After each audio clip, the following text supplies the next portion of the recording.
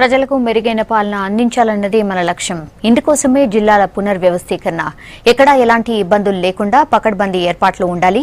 ఇవి కొత్త జిల్లాల ఏర్పాటుపై అధికారులకు సీఎం చేసిన సూచనలు. హైదరాబాద్ ఎంసీహెచ్ఆర్డీలో జిల్లాల ఏర్పాటు పనులపై ఆయన రివ్యూ చేశారు.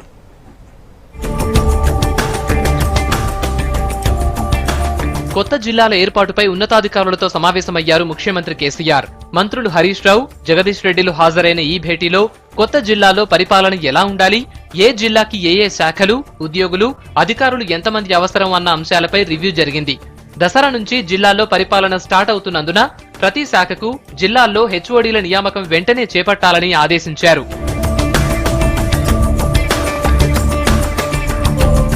సీనియారిటీ ప్రాతిపదికన జిల్లా అధికారుల రిక్రూట్మెంట్ జరపాలని సూచించారు.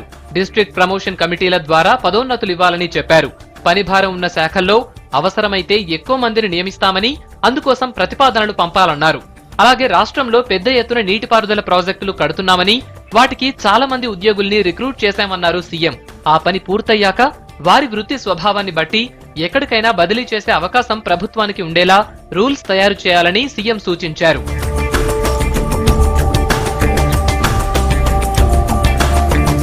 జిల్లాల పునర్వ్యవస్థీకరణను అవకాశంగా తీసుకుని ప్రజలకు మెరుగైన సేవలు అందించేందుకు ఇంకా ఎలాంటి కార్యక్రమాలు చేపట్టవచ్చో సూచనలు చేయాలని అధికారులను కోరారు సీఎం. రాష్ట్ర భవిష్యత్తును దృష్టిలో పెట్టుకుని ఈ సూచనలు ఇవ్వాలన్నారు. మంచి పాలన అందించేందుకు ప్రభుత్వానికి అధికారులు చేసే సూచనలే కీలకమని చెప్పారు.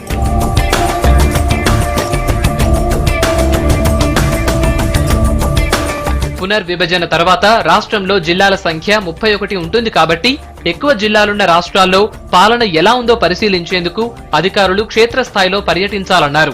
ఇందుకోసం ఐఏఎస్లకు బాధ్యతలు అప్పగించారు.